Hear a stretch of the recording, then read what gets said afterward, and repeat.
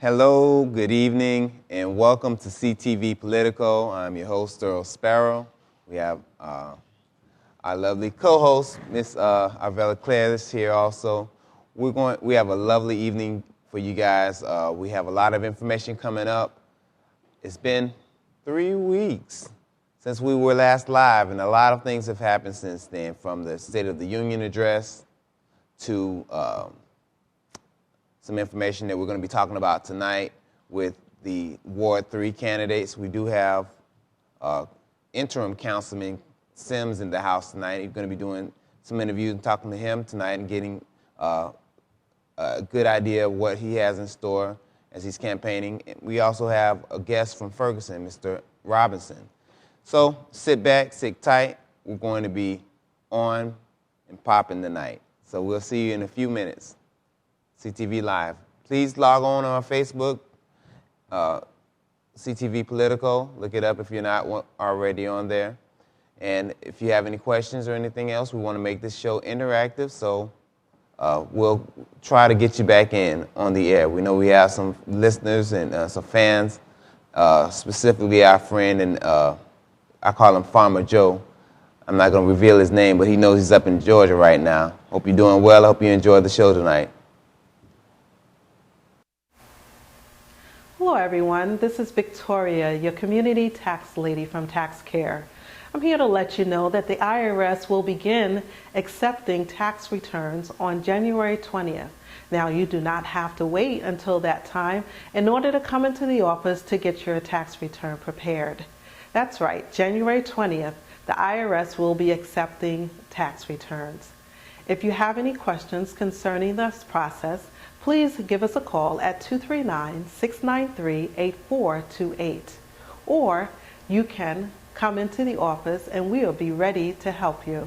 Thank you.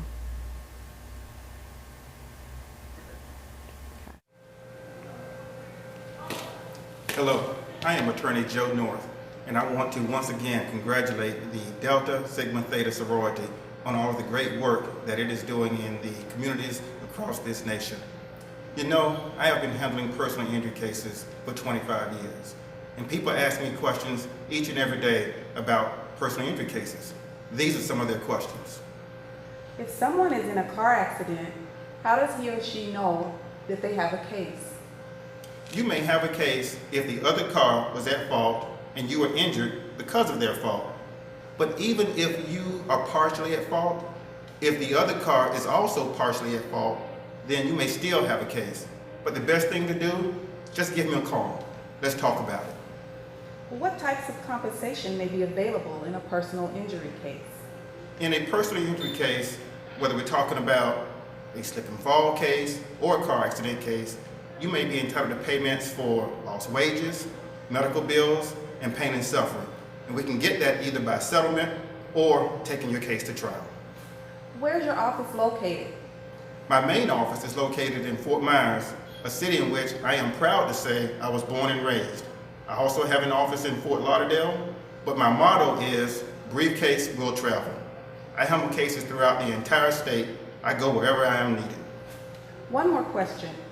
How much do you charge to handle a personal injury case? More good news. My clients do not pay me any attorney's fees or costs unless we win. So give me a call. Call Attorney Joe North. Crystal Joy Sound System Rentals and Professional Recording Studio is at your service. Crystal Joy Sound System Rentals and Professional Recording Studio is at your service. In association with Community TV One, the only community-based multimedia studio. Crystal Joy offers professional subs, main tops, monitors, power amps, professional mics, and a full soundproof multi-room studio specializing in Christian singers, groups, and bands. If you are talented and think you've got what it takes, we're looking for you to join our record label, Crystal Joy Records. For more information, contact 239-771-2560.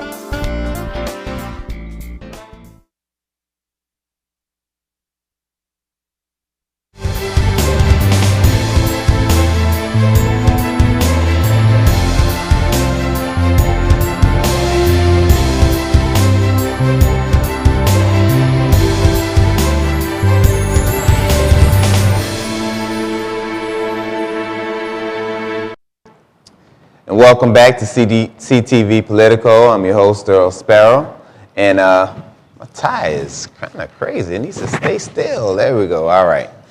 I want to welcome again Arvella Claire, and so how's it going? It's been a few weeks since we've been on. Yes, and I'm looking forward to being here today. I mean, we've got some exciting news and a great guest, and I think it's going to be a great show. It is. It is going to be a great show. First thing that we want to talk about tonight is this tax referendum that's going on. That we're trying to get some new schools. I know you have some information about that. Would you share with us? Yes, the Lee County School District is in need of raising funds to create an additional 3 high schools. Now, they estimate that it would be approximately $120,000 that's needed in order to accomplish this expansion. So what they're proposing is a referendum. And if successful, this will be on the ballot in 16. Mm-hmm. So we're looking forward to finding out what the climate is, what the environment is like in terms of the residents being willing to pay an additional half-penny sale tax. Now, for me, the first question comes to mind is who will this sale tax affect the most? Mm-hmm. And I know it would be low-income workers. Those would be the ones that actually notice a half-penny difference in the sale tax. So it will be the majority of residents that are, expected to take on this additional burden.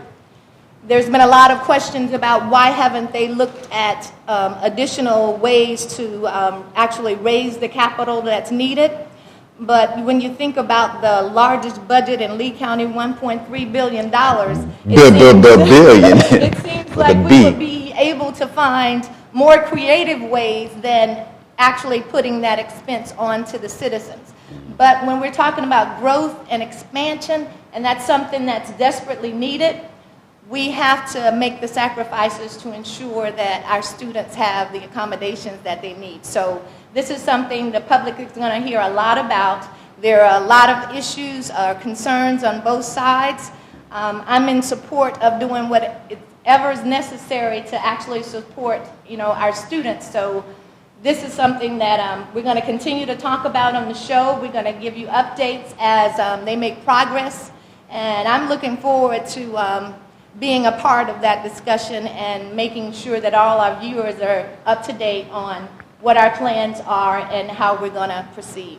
I think it's good that we are expanding.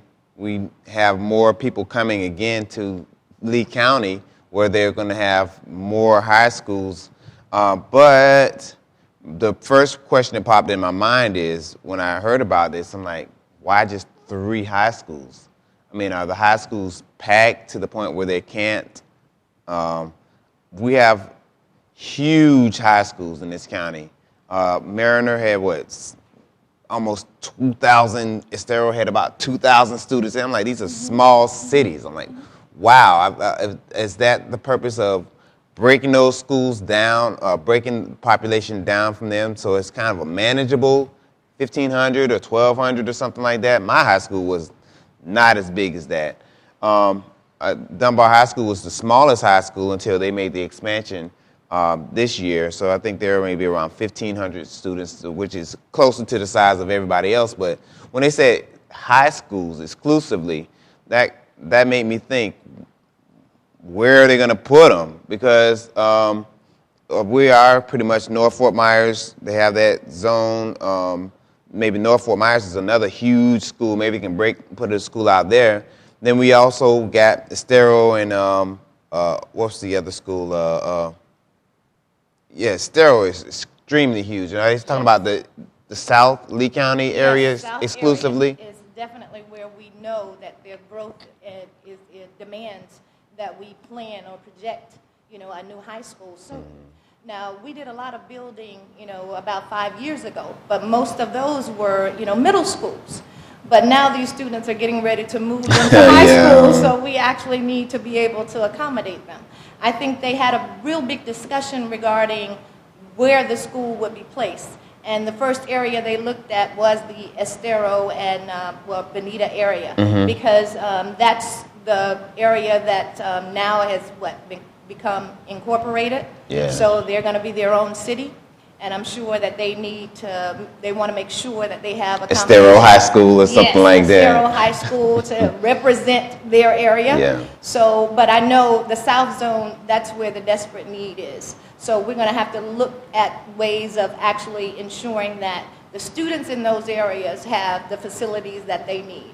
And since, school has changed over the years where we try to accommodate their student interest, we got to make sure that we have schools that are there to provide facilities for students who want to major in the arts. They want to major in a specific field. So as the time moves on, we need to start looking at ways to ensure that we can actually make sure that our students want to stay in school and that they stay engaged. And a way of doing that is to create schools that meet the population's interests. One thing that really, really bothers me when it comes to this city, this area, this county, the way that they try to mimic programs. Instead of, you want to be an arts person, you got to audition to get to these 1 or 2 or 3 of these art schools, the one art school in your zone, that's it. And the rest of it, specifically because my former background as being a music teacher, it bothered me that those kids that are supposed to be feeding into my program for middle school have a person that's not trained teaching them, and it's a chicken or the egg. Which one comes first? If you don't have good teaching, the choir's not going to be good. Nobody's going to sign up for the choir. Nobody's going to sign up for the choir. They're not going to offer a choir class. So which one is it? If you build it, they will come. But with every school being an IB school, every school being a Cambridge school, every school being an Avid school now, it doesn't make sense. You're right. There's no, they're expanding the options. And I'd say Dunbar High School, I'm very familiar with. Carl Burnside's at my church, and I see him. That's the first school I ever taught at.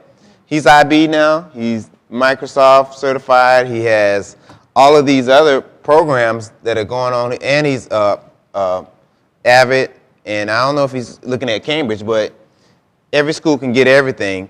That's the best. They have the best options and everything, but not every school's doing that. You're right. You're right. So when we're adding on more, I'll say for what was it? It's, what was the school? South, the South, the most South school we have here. What's the name of that school? Not Mariner. South Florida, Southwest Florida, really low. Not Estero. Is it Estero High School? What about Lehigh? Not Lehigh. Oh my God, I'm drawing a blank right now. There's a school that had 2,200 students, and they had one music teacher.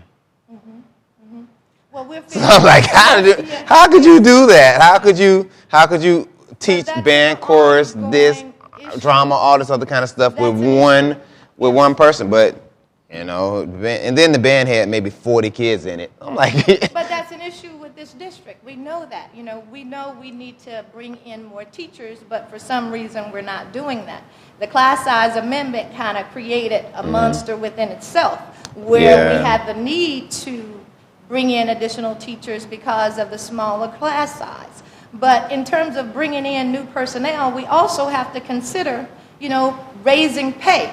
If we want to bring in the best and the brightest, we're going to have to be willing to pay those teachers, a competitive wage. If not, we're not going to get the best and brightest, and we're going to see what we're seeing now, and that's teachers over-inundated with students and not being able to address the needs of all of them. And that leads to teachers doing more, teaching clubs, doing coaching and doing these other things and getting burned out and leaving the profession. I think that's, I remember when I was a teacher at Orangewood Elementary School, they had a program where they wanted to build some housing in South Fort Myers for teachers, exclusively for public servants. But you had to make $80,000 minimum income to do it. And we looked at that person like, do you know how much a starting teacher makes? And at that time it was about $36,000 a year. So somebody's going to move. They don't get married before they move here. So even if 2 teachers got married and came down here, that's going to be $72,000. That's not going to qualify her. And they were looking like, teachers only made $32,000? And then they said, well, we'll come back. And they never came back. So it's great. I think it's going to be really, really hard for this deep red conservative county to pay higher taxes. And that's all they see. Yes. They're not going to see schools and the betterment and plan and everything else. I got to pay half a cent more. I can't afford it. They need to give me a half-cent tax cut.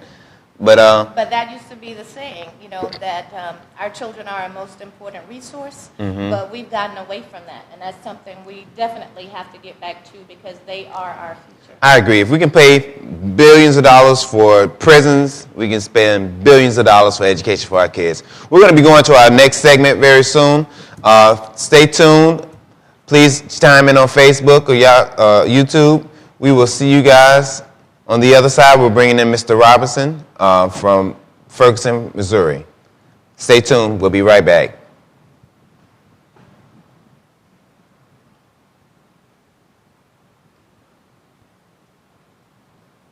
Crystal Joy Sound System Rentals and Professional Recording Studio is at your service. In association with Community TV One, the only community-based multimedia studio. Crystal Joy offers professional subs, main tops, monitors, power amps, professional mics, and a full soundproof multi-room studio specializing in Christian singers, groups, and bands. If you are talented and think you've got what it takes, we're looking for you to join our record label, Crystal Joy Records. For more information, contact 239-771-2560.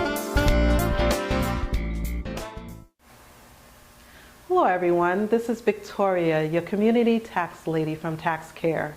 I'm here to let you know that the IRS will begin accepting tax returns on January 20th. Now, you do not have to wait until that time in order to come into the office to get your tax return prepared. That's right, January 20th, the IRS will be accepting tax returns.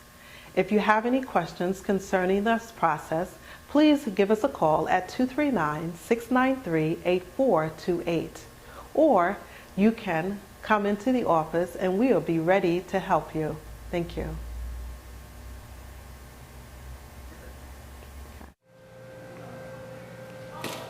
Hello, I am Attorney Joe North, and I want to once again congratulate the Delta Sigma Theta sorority on all of the great work that it is doing in the communities across this nation.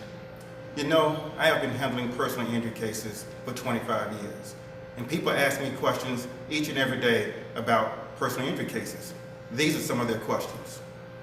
If someone is in a car accident, how does he or she know that they have a case? You may have a case if the other car was at fault and you were injured because of their fault. But even if you are partially at fault, if the other car is also partially at fault, then you may still have a case. But the best thing to do, just give me a call. Let's talk about it. What types of compensation may be available in a personal injury case? In a personal injury case, whether we're talking about a slip and fall case or a car accident case, you may be entitled to payments for lost wages, medical bills, and pain and suffering. And we can get that either by settlement or taking your case to trial. Where's your office located? My main office is located in Fort Myers, a city in which I am proud to say I was born and raised. I also have an office in Fort Lauderdale, but my motto is, briefcase will travel. I handle cases throughout the entire state. I go wherever I am needed. One more question. How much do you charge to handle a personal injury case? More good news. My clients do not pay me any attorney's fees or costs unless we win. So give me a call. Call Attorney Joe North.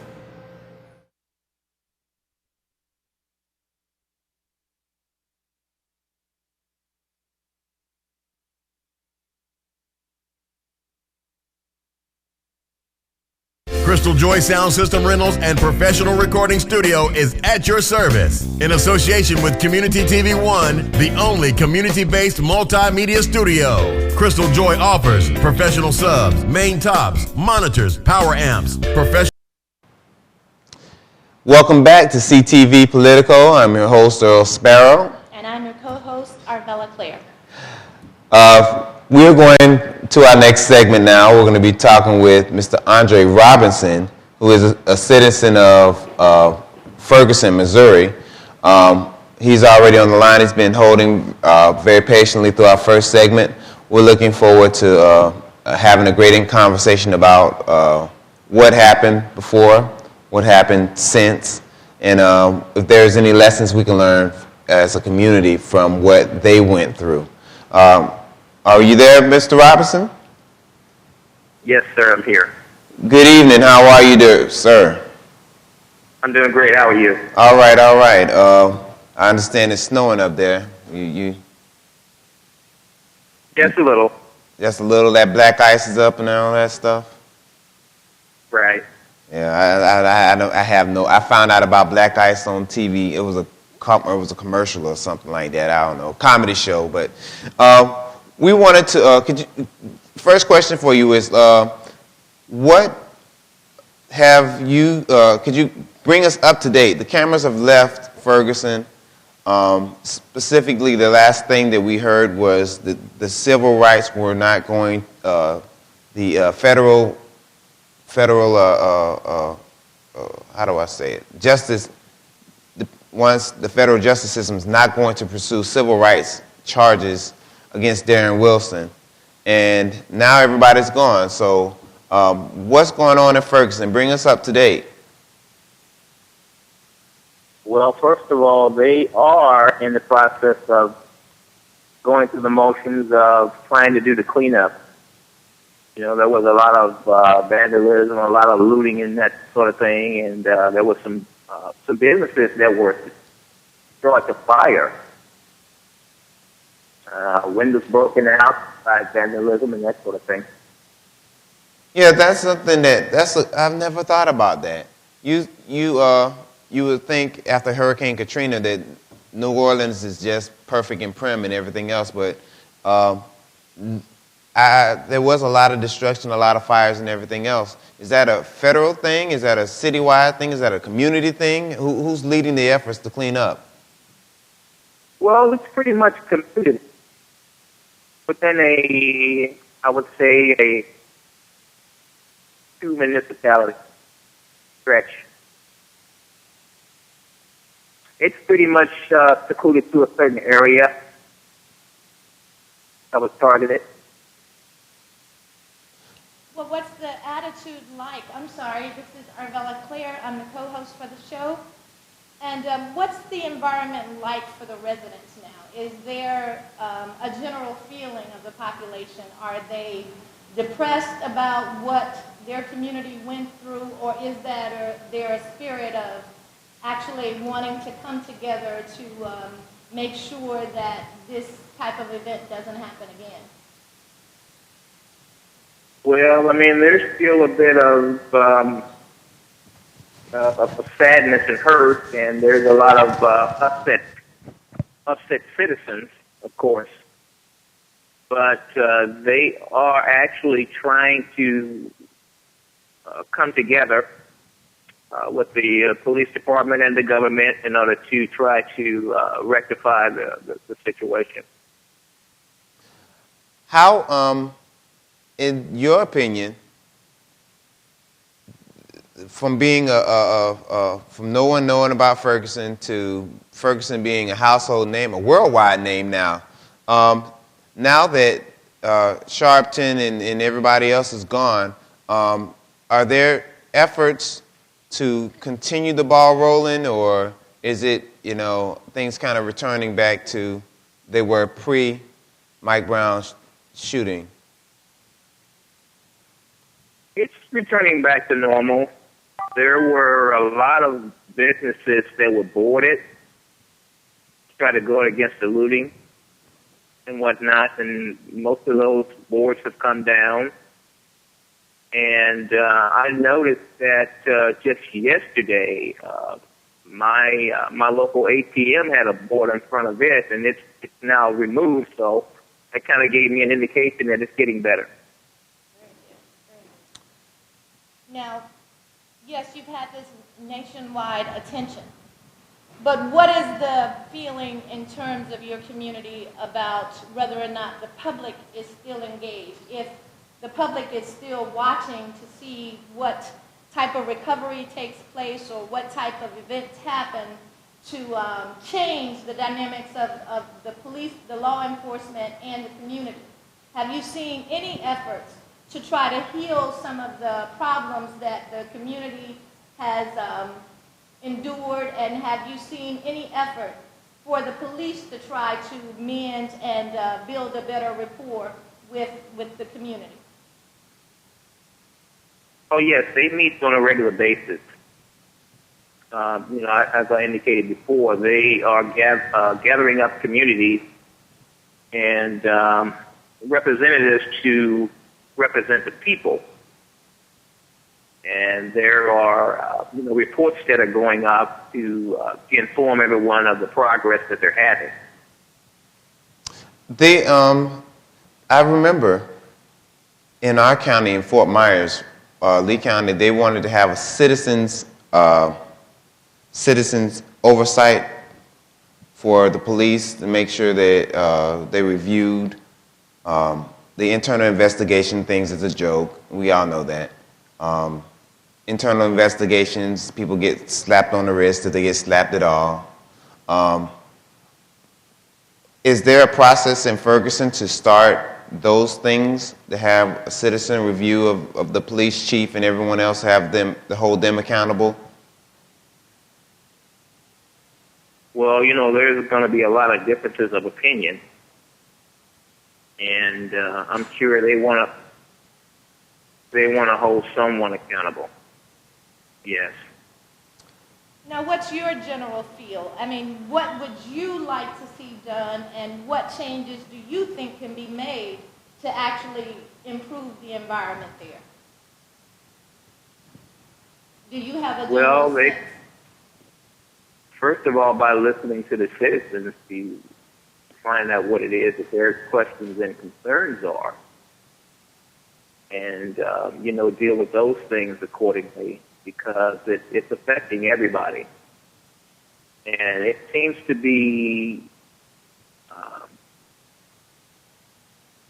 a thing with the police and the way they handle things in the community that people are really having a problem with.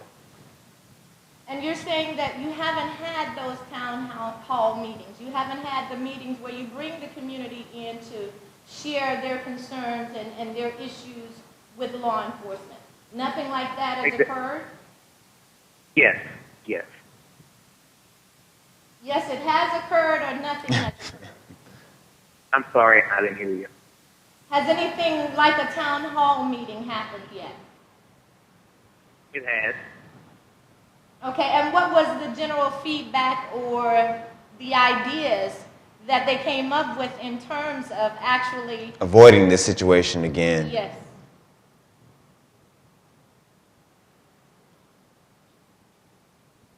Are you there, Mr. Robinson? Well, it's still an ongoing thing. Okay. And, like I mentioned before, it's they're on and off meetings, but I don't really know the particulars. Okay. I understand you live 5 minutes from where Mike Brown was actually shot. I saw they had a makeshift memorial with teddy bears and everything else, and the street became a little tourist attraction, to say the least. I hated that. I did not like that at all. People taking pictures and throwing up the peace sign and things like that, like it was cool. I'm at the place where somebody died, as far as martyrdom and everything else is concerned. But what do you, is that still up? Have they moved it away? Is it under a bunch of snow right now? What's going on in that spot, in that area, since that's your neighborhood? No, it's still there. It's still there. They had an incident with the first one that they created because someone ran over it with a car and it destroyed it. I didn't hear that somebody ran over it. Right. Right, and then they created a new one right in the same area. Wow. Well, it sounds like there's still a lot of tension there. Did this incident, Oh, yeah. and is there racial tension? Has things actually gotten better for the community? Or do you think, the whole incident actually created more tension, created more problems? It created a lot of tension, of course, but the thing is, it brought the light and awareness to the things that have been going on there for years that have been pretty much ignored. But this is, I guess you could say, the last straw, and they consider that them to have just gone too far with it. Okay, well, it sounds like now that there's attention brought to the area, that they're going to be forced to make some changes. Is that your sense? Oh yes. I mean, the people here, they are demanding change, and they made it pretty clear in all the protesting that they were doing. Well, we only have one few more seconds. What do you think the lessons? One of the lessons we learned was that if there was a camera there, this incident pushed so far that our local sheriff is going to mandate we have body cameras on police. Is that something that's going forth in Missouri now? They're looking at that, and they're also looking at the possibility of retraining and things such like anger management and community relations and that sort of thing. Well, thank you for your time. We look forward to probably bringing you on maybe in a few weeks to see if everything's still going on and see if we're moving forward as a nation. Thank you for your time, Mr. Robinson. Have a good day. Thank you, sir. Thank you. Thank you. We'll be back with our next segment with Councilman Simms in a few minutes. Stay tuned. CTV Politico.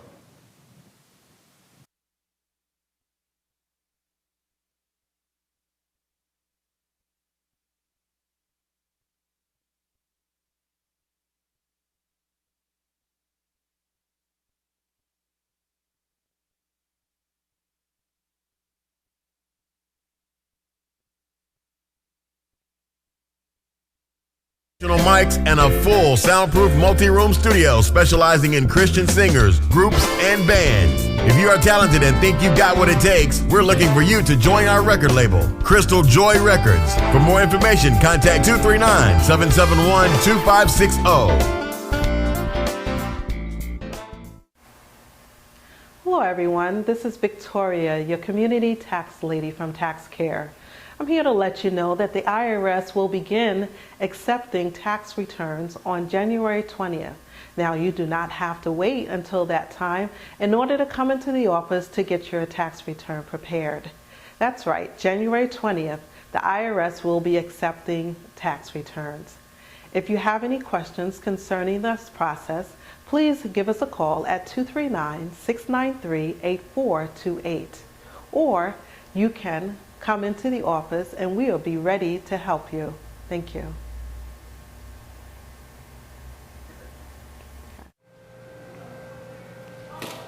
Hello, I am Attorney Joe North, and I want to once again congratulate the Delta Sigma Theta sorority on all of the great work that it is doing in the communities across this nation. You know, I have been handling personal injury cases for 25 years, and people ask me questions each and every day about personal injury cases. These are some of their questions. If someone is in a car accident, how does he or she know that they have a case? You may have a case if the other car was at fault and you were injured because of their fault. But even if you are partially at fault, if the other car is also partially at fault, then you may still have a case. But the best thing to do, just give me a call. Let's talk about it. What types of compensation may be available in a personal injury case? In a personal injury case, whether we're talking about a slip and fall case or a car accident case, you may be entitled to payments for lost wages, medical bills, and pain and suffering. And we can get that either by settlement or taking your case to trial. Where's your office located? My main office is located in Fort Myers, a city in which I am proud to say I was born and raised. I also have an office in Fort Lauderdale, but my motto is, briefcase will travel. I handle cases throughout the entire state. I go wherever I am needed. One more question. How much do you charge to handle a personal injury case? More good news. My client.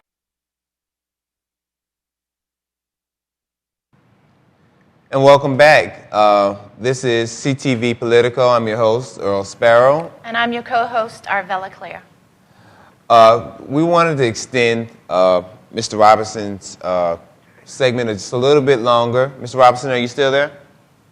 I'm here, yes.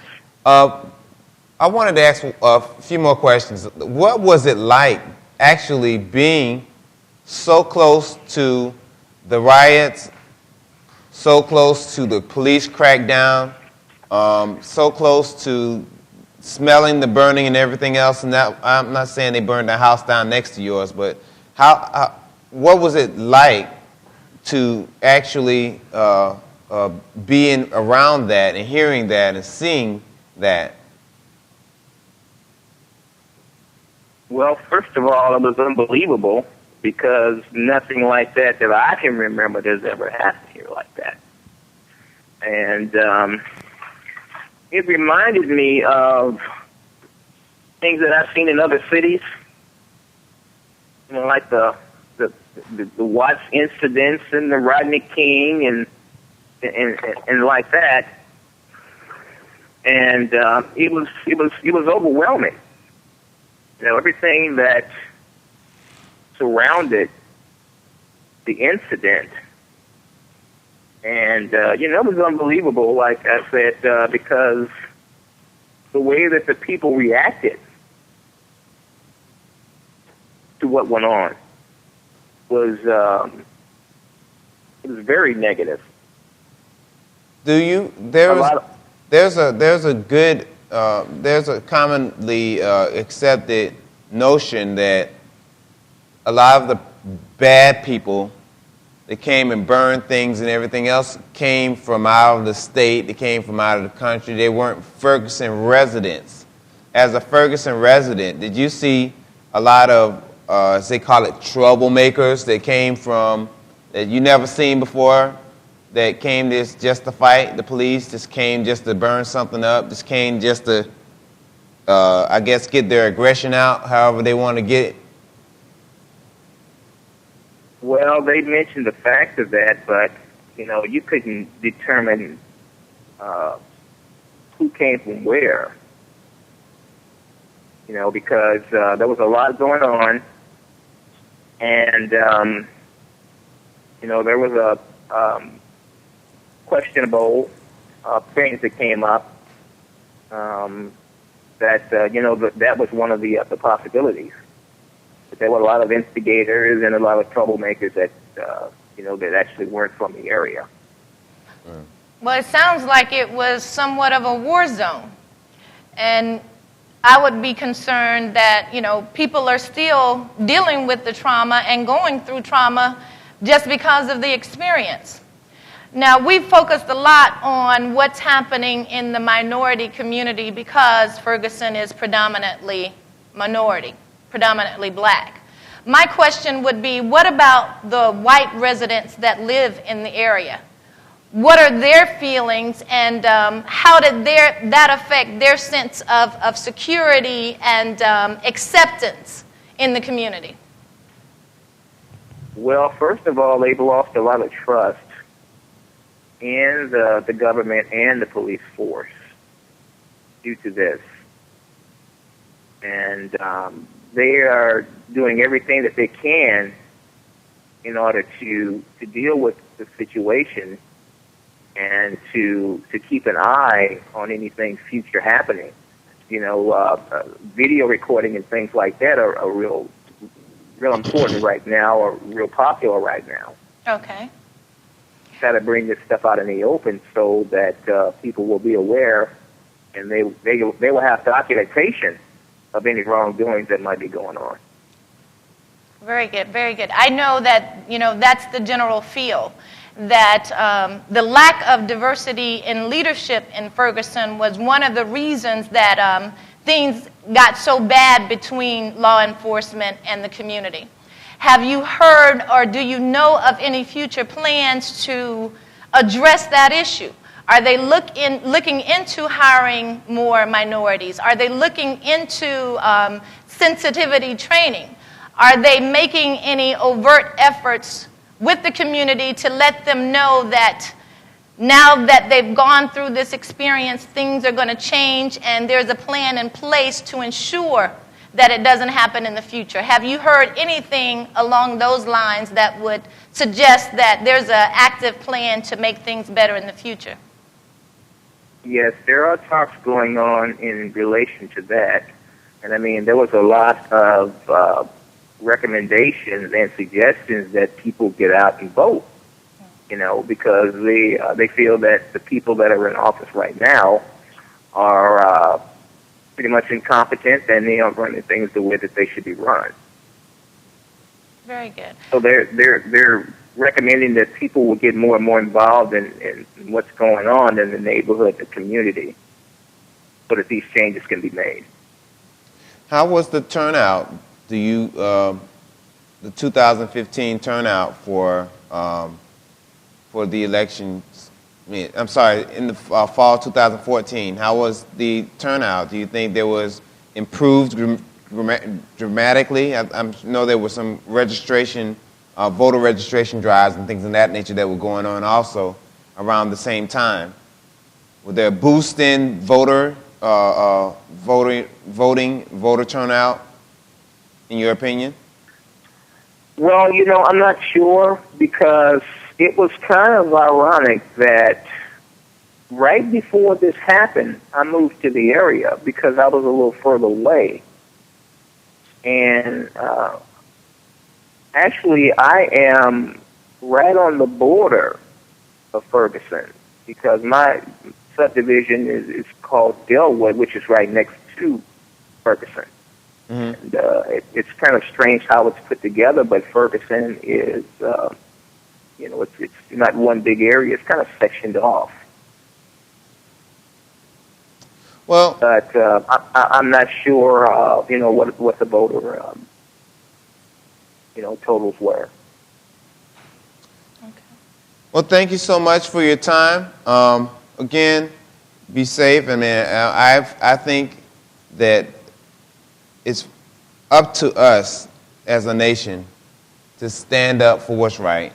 It's up to us as citizens of this state, as African Americans, to make sure that the mistakes that were made there don't happen here. You can learn from the past or you can repeat the past.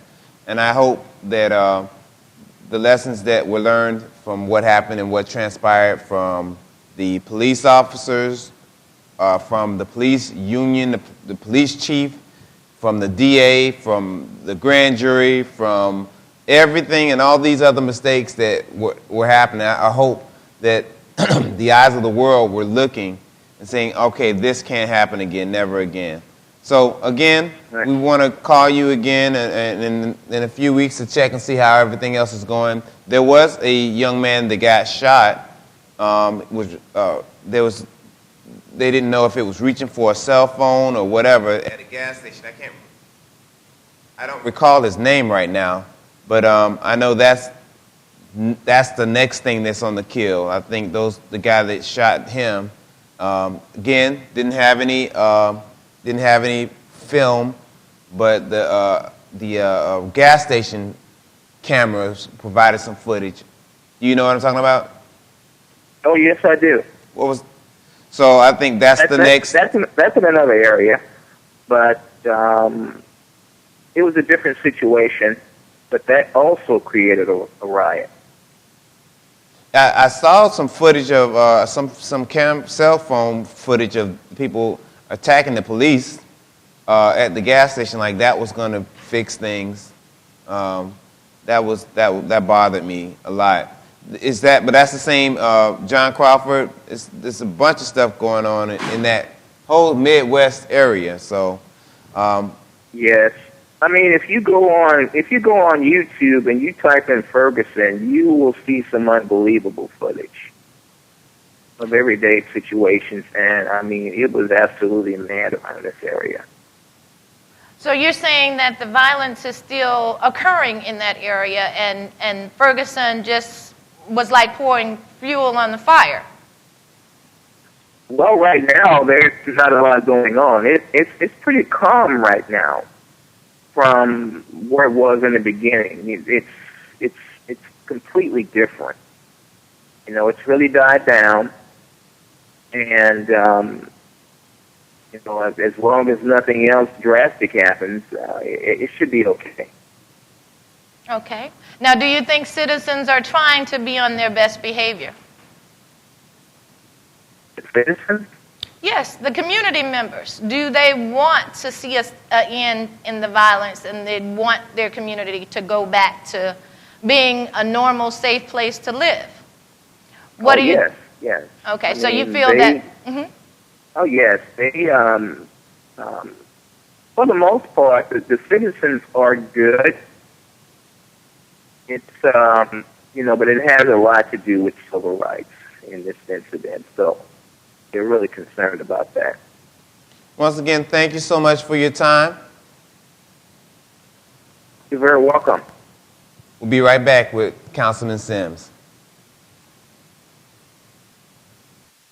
Crystal Joy Sound System Rentals and Professional Recording Studio is at your service. In association with Community TV One, the only community-based multimedia studio. Crystal Joy offers professional subs, main tops, monitors, power amps, professional mics, and a full soundproof multi-room studio specializing in Christian singers, groups, and bands. If you are talented and think you've got what it takes, we're looking for you to join our record label, Crystal Joy Records. For more information, contact 239-771-2560. Hello everyone, this is Victoria, your community tax lady from Tax Care. I'm here to let you know that the IRS will begin accepting tax returns on January 20th. Now, you do not have to wait until that time in order to come into the office to get your tax return prepared. That's right, January 20th, the IRS will be accepting tax returns. If you have any questions concerning this process, please give us a call at 239-693-8428. Or you can come into the office and we'll be ready to help you. Thank you.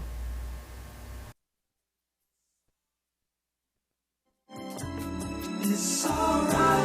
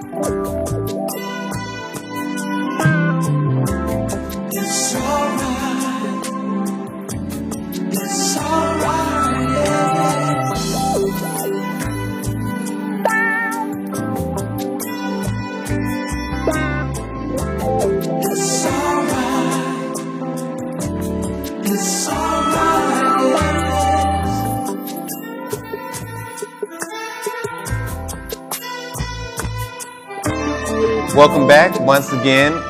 We're in for our last segment, and we thank Mr. Robinson for coming and giving us some bird's eye view, ground level viewpoint of what's going on in the aftermath of what happened in Ferguson. Right now we have our special guest in the house. Councilman Simms is in the house. Mr. Dunbar alumni, FAMU Rattler alumni, Mr. Omega Psi Phi, trustee Mount Olive, the AME. This is Councilman Simms, interim Councilman Simms, right. Who is graced us with his presence tonight. Welcome, sir. It's good to be here. I mean, congratulate you guys on issues that are important to our community. Hopefully, you know, we can expand this, So I think this is good for the community, and not only, the community, but citywide, I guess you might say. Thank you for coming. I am been councilman as long as I remember, as far as when I'm as a transplant to Fort Myers, and Arvella is not from here either. We know you bring a wealth of knowledge for being, a hometown boy, born and raised here. We know that you're going up for Ward 3 again. And how many years were you councilman for? I was in the seat for 8.5 years. 8.5 years. That year came in because the time for voting changed from the spring to the fall. Okay. So that gave me somewhat called a half a year. Okay. So that's how I get that half a year. When you say half a year, people look at you kind of strange.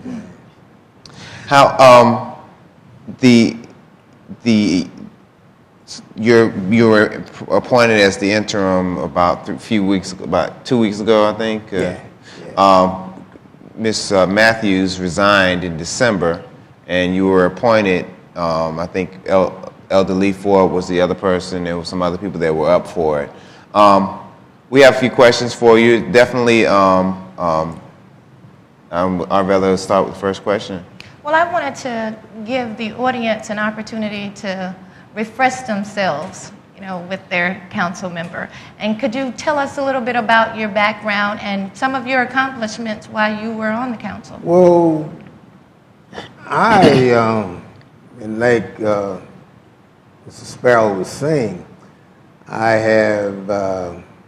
spent 35 years in the school system. 22 years of those were head basketball coach at North Fort Myers High School. Then I retired, sat out a year, and then went into politics. And I went into politics because I thought I could make a difference, a fresh voice, because there were some things I thought were just kind of sitting around dragging, and we just thought, well, maybe we can, add some fire to those issues. And I decided to run. Could you give us an idea of what you consider some of your major accomplishments while you were a councilman? Well, back to the thing of, first of all, once you ride through your neighborhood, there's some things that, they just kind of stick out. First of all, we never really had a place to say, okay, we can go and assemble, or we can have a play or some kind of event that kids could, basically see themselves, a stage, if you will. So the Kerry Robinson Center just kind of sat there. So we had to figure out how to get, funding for that, and the Fort Myers Housing Authority came along, and bingo, you got things done. The Clementi Park sat there for a long time. That was a big eyesore. Basically, you had the front of the park shelved, that type thing. And not that it was neglected, but, it was not high on the priority list when it came to politics in the city. So things like the Clementi Park, Kerry Robinson Center, summer jobs for kids, just some of the things that we looked into. Very good. The one thing that I want people to understand, when I came into office, the Fort Myers Police Department had a trying relationship with the community. Coming out of the school system, we all know that any school that you graduate from, you want that school to be certified. You want to make sure you graduate from a school that's accredited. Well, that was shocking to me when I first moved here, the fact that the local police department wasn't certified. Okay, so saying that, coming from the school system, we know that once you get an accreditation or a certification, there are certain criteria you must keep to keep your certification or accreditation. Correct. And with that came to, you know, pushing to get the City of Fort Myers Police Department certified. And also you get to the point where there are certain things that the police department had to do, and that was pretty much engage your minority communities to get their certification. So eventually that, you know, that friction between the community and the police department somewhat alleviated itself. Okay. Because it goes right back to that accreditation type situation. I'm proud to say that, you know, I push for it simply because, like I say, you come out of the school system and, you know, don't want to graduate from a school that's not accredited. Right, right. Okay. See, Piece of paper won't be worth anything. And, you know, these are just some of the little things that, you know, we looked at when I, you know, went into office. Let's stay on that point. Now that our police department is accredited, how do we justify the high crime rate that we see in the local community? I've had several people ask and question whether or not we should be looking at replacing the police chief, because this seemed to be the leadership that allowed, you know, the crime rate to continue and to, you know, affect the safety of the overall community. Well, Arvella, let me be specific when I answer this question, simply because the crime rates actually has gone down. It's just certain crimes that went up, you know. The overall rate has gone down. Yeah, because I can remember when you could not leave your car in the driveway, someone would steal your car. Or, you know, you couldn't go to work and stay very long because someone was going to break into your house. So what you have then is you have different types of crime that has gone up as opposed to, you know, the overall crime itself. Now, when you the talk major about, crime, I think, major crime murder. is murder. And when we decide as a community that we're gonna say we're gonna take our community back, we're not gonna tolerate this kind of stuff, and it takes one or two people to say he did it. And that's all it takes, one or two people, because it's kind of like a person who sells drugs in front of your house. They don't sell drugs in front of their house, they sell drugs in front of your house. That's Exactly. right. So That's if right. you walk out there and say, you know what, son, you have to move on, 9 times out of 10, he probably will.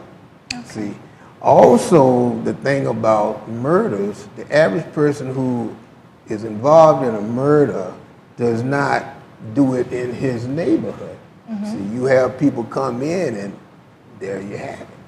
Now, we all know, and I don't have to defend the police because I see it everywhere. I travel throughout this country and they have the same problems. Where you have a concentration of drugs, you're gonna have other crimes. They just perpetuate themselves.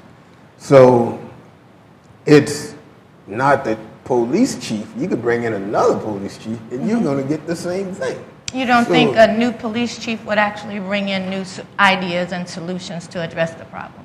The ideas that come through the police department are basically new anyway. They're innovative. The thing right now is community policing. In other words, interaction between the police officers themselves and the community. So community policing actually take the cops out of their cars, so they have to interact. So it becomes a situation where it's a one-on-one now, as opposed to you riding in your air-conditioned car. You might wave and you might not. See, so community policing is the way. Now, I was listening to you guys talk to the gentleman from Ferguson, Missouri. I'm familiar with Ferguson. I'm familiar with the area that he was talking with by. It's all out in the airport. And I've been through Ferguson. They basically had the same problem as we have.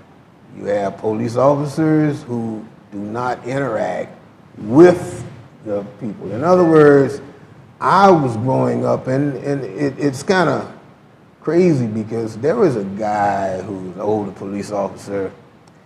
He was Deion Sanders' grandfather, and he called him Daddy Sanders. And he knew everybody because he lived in the neighborhood. And his whole thing was he was a crossing guard, and he would take kids back and forth. How many police officers we have now that are called crossing guards? Right. We don't have a crossing guard I mean, that's below you. That's like, that's like taking my stripes. But why don't we have that interaction? That guy who takes the little kids across the street, I'll bet you he would learn who those kids are. You're right. So what you're doing is now you're taking him out of his car. You're putting him on the street. He's interacting with the kids. Some little kid run along crying and say, hey, what's happening? You know, 9 times out of 10, you would know the kid, and I bet you would know his parents because a lot of those parents take their kids to school. Now, what's being done to move us in that direction? I mean, trust is a big issue with the community and law enforcement. What are we doing to bridge that division to make things better for both? Because you can't have a successful police department if you don't have that relationship with the community. Well, the same ideas that I'm pushing are the same ideas that I will continue to push.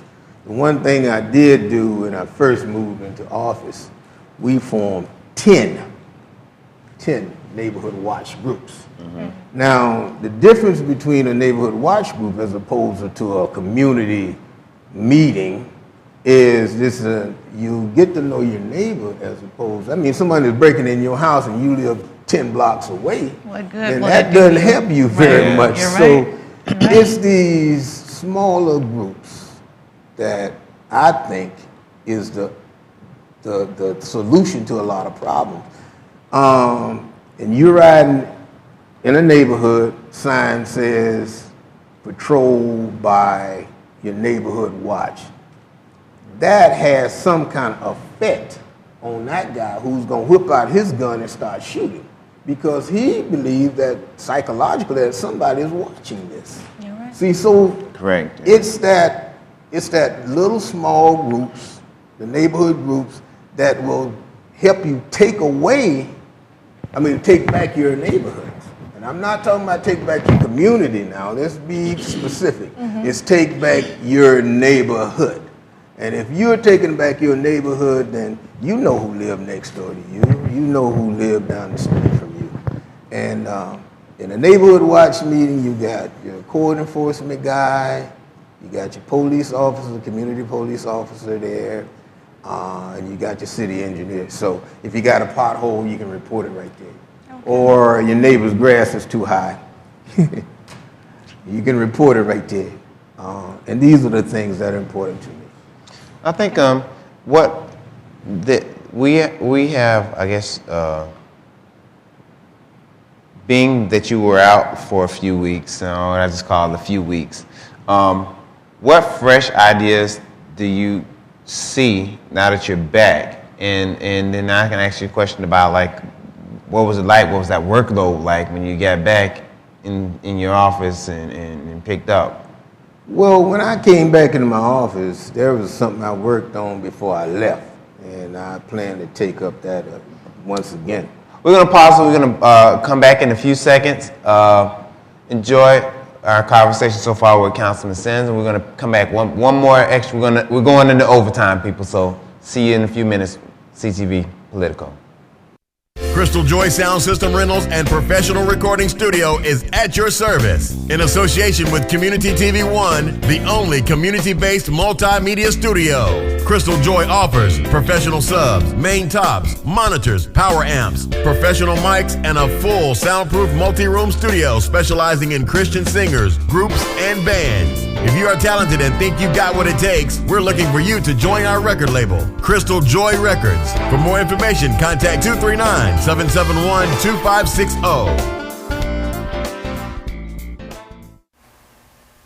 Hello everyone, this is Victoria, your community tax lady from Tax Care.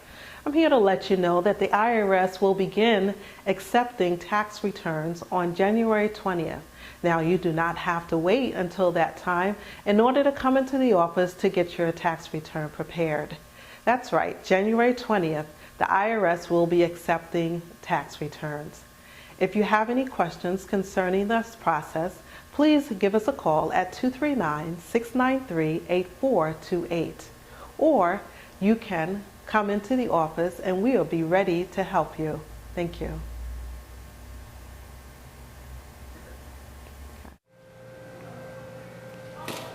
Hello, I am Attorney Joe North, and I want to once again congratulate the Delta Sigma Theta sorority on all of the great work that it is doing in the communities across this nation. You know, I have been handling personal injury cases for 25 years, and people ask me questions each and every day about personal injury cases. These are some of their questions. If someone is in a car accident, how does he or she know that they have a case? You may have a case if the other car was at fault and you were injured because of their fault. But even if you are partially at fault, if the other car is also partially at fault, then you may still have a case. But the best thing to do, just give me a call. Let's talk about it. What types of compensation may be available in a personal injury case? In a personal injury case, whether we're talking about a slip and fall case or a car accident case, you may be entitled to payments for lost wages, medical bills, and pain and suffering. And we can get that either by settlement or taking your case to trial. Where's your office located? My main office is located in Fort Myers, a city in which I am proud to say I was born and raised. I also have an office in Fort Lauderdale, but my motto is, briefcase will travel. I handle cases throughout the entire state. I go wherever I am needed. One more question. How much do you charge to handle a personal injury case? More good news. My clients do not pay me any attorney's fees or costs unless we win. So give me a call. Call Attorney Joe North. Welcome back. We're in overtime now. Welcome back to CTV Politico. We have Councilman Simms here. We want to ask him a few more questions and definitely get a better understanding about this election for Ward 3. Councilman Simms, you were talking about the workload when we left. What was it like your first few minutes back in there? It was paper stacked this high or that wide? Or?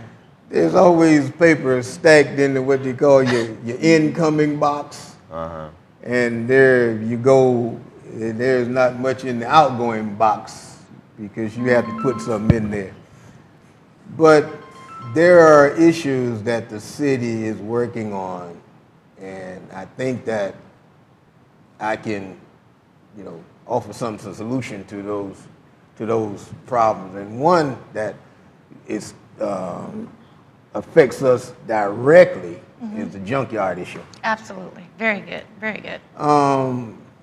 And I must clarify something, that this city didn't have as many junkyards before the annexation. The annexation basically brought a lot of junkyards into the city itself. But those junkyards shouldn't expand. I mean, we're not there to take anyone's livelihood away or your business away, but is it conducive for the growth of the city itself? This is what you must look at. I think that's the question that we hear. What's your opinion about this petition that's being circulated to ban the expansion of future junkyards? I don't know about the petition because I haven't seen the petition. Well, but I can give petition. you my opinion, Yes. how I feel about the junkyards. I feel when you get to a point that you are saturated, and we are saturated, then there shouldn't be any more junkyards or quote unquote recycle center or whatever you want to call those things, because they pollute your groundwater. Yeah. And our ground, we live in Florida. We don't have basements here. You're right. which means that our water table is close to the surface. So these junkyards, when they're dismantling your debris or whatever, this stuff goes into your aquifers. Now, what about the other side of that argument, the potential jobs that can come from this expansion?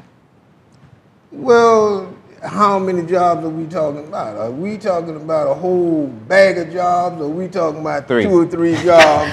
I haven't heard him put a number on it, but I know that's the argument. You're not going to hear a number, because if you go back and look at politics of anything, you hear what's good, you never hear what's bad. So when we talk about jobs, me specifically, I talk about what are the clean jobs and the good jobs that will sustain your family. Are we talking about jobs that you're going to make $8 or $9 an hour cleaning junk, or are we talking about some technical job that's going to... That's technically higher than the minimum wage. Well, yeah, but we're still talking about Florida. All money's not good money. All jobs ain't good jobs. We are still talking about Florida. Now, this came before the council a couple of weeks ago, where you actually had the discussion with the council and members of the community and the owners of these businesses, these junkyards. What was the outcome, and what were the plans or the decisions made by the board at that time? Well, the board... what really came before the board was a moratorium on junkyards, expanded junkyards. Okay. It failed. Okay. And it failed on let me get it right, on a 3-2 vote, because I myself could not vote for the expansion. For the expansion, nor I can't vote on anything when it comes to junkyards, period. Okay. Because I have a personal thing in the junkyard thing. Okay, so you're telling our viewers that your commitment is to push back against the expansion. I would push back tremendously against the expansion of junkyards. I live maybe 3 blocks from a junkyard. Okay. That same junkyard is on the perimeter of Franklin Park Elementary School. Wow. Which means that's not good for kids who are playing. It's not good for kids on their way to school, nor is it good for the community. Now, if I'm going to advertise my house, I'm not going to say, I live 4 blocks away from a junkyard. No, because I know I'm not going to get, what I assume my property is worth. So if I can't advertise it, then something is wrong with that whole picture. Depreciated property, Very good. Now I want to move on before we run out of time, but there was some hot button issues that we have to get to while we have you today. Talk about them. In the recent election, you were unseated, which raised questions and allegations about campaign violations, and we heard that this case was actually going through court. Now, what are your feelings about why you were unseated, and do you have any concerns or plans to have a more successful campaign on this outing? Well, in the last election, there were questionable tactics when it came to absentee ballots. So what we had to do, by the time we discovered what was going on, we were way behind. So when you look at things like that, it calls the question, if there were 49 absentee ballots in the last election, and this election you got 429, then that's a red flag for me. Okay, how's it a red flag if the supervisor of election wasn't able to find any wrongdoings and felt that, it was actually to be commended that they got this many residents to participate? Well, I don't think the supervisor of the election has the capacity to investigate what went on. She has the capacity to run an election, but when it comes to election fraud, I don't think that the supervisor of elections office is qualified to do that. Well, who actually does the investigations? FDLE. And what did they come in, or were they? FDLE did come in, and there were questions raised. But what do you do? What's the next step after you find violations? This is what we're saying. You prosecute, or you have a new election? No, FDLE don't prosecute. The state's attorney prosecute. Okay. And the state's attorney is going to say, do I have enough evidence to prosecute this case? And they were saying, no, maybe they didn't. Okay. So has that case been closed, or is it still? The case still is closed, and I'm going to be honest with you. I was one who asked that the case be closed. Okay. And I did not, as a minority, I did not see myself saying, here you got these good old black folks down there fighting among themselves, and Simms is in the middle of it. So that, my mama always said, you're a poor person, all you got is your name. Well, that seems to be the wave of the future, that we're moving towards absentee voting. And what are you doing, and what are your plans to have a different outcome during this election cycle? Well, to be honest with you, I would like to think our committee has a complete agenda when it comes to this election. If it goes to absentee ballots, we'll do that. If it goes to basically, getting out there with a lot of signs, I think we'll do that.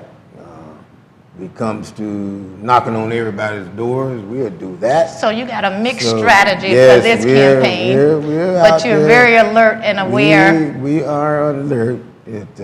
Like I said, I coached basketball for 22 years.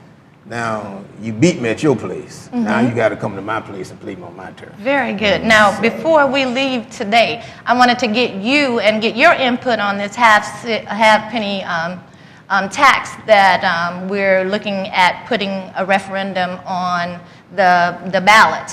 What are your feelings about that? Do you have any concerns about that? I'm going to close out with this one statement. Okay. When the county reduced impact fees, it came back to bite them. Absolutely. Absolutely. So we can't run and say these impact fees are not hurting us, because they do. But Southwest Florida is run by builders, and builders are big lobbyists in this area. So reducing, impact fees did not surprise me. But if you play with a dog, it's going to eventually bite you. Yeah. And that's what we're looking at. We're looking at it. And not only hurt the little person, but what it also hurt was the school system itself. Absolutely. Absolutely. Thank you so much for your time, Councilman. We look forward to having you back on again, and we wish you best of luck with this run. The election is on March 31st. March 31st, and that was some question that we would get into a little later about moving to from the off-year votes to the traditionally on the even years, election years, but plenty more things we need to talk about. Yes. So thank you so much. That's our time for CTV Politico. I'm Earl Sparrow, your host. We learned a lot. We want to thank Mr. Robertson for his insight and doing 2 segments with us. We look forward to coming back on the 1st, 2nd, and 4th Wednesday of the month. If there are some issues that you would like to talk about and have us address, this is your show for our community. So let us know. Reach out on our Facebook page. We're going to have the link in the comments section. Once again, it's Earl Sparrow with CTV Politico and our host. Your co-host is Arvella Claire. Thank you. Have a wonderful night. We'll see you next week. Thank you.